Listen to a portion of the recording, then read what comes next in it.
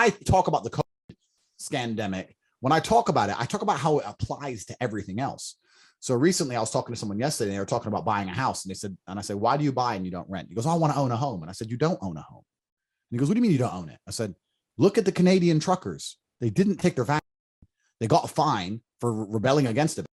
They don't pay the fine, and then they escalate the fine, add more money to it. You don't pay that, and eventually what do? They come for your assets. So you don't own a house. You think you own something until you annoy the government. You don't own that house. You don't own that land. You don't own your car. You don't own your children. You don't own any of it, because as soon as you make them angry, as soon as you resist tyranny deep enough, they'll take it from you.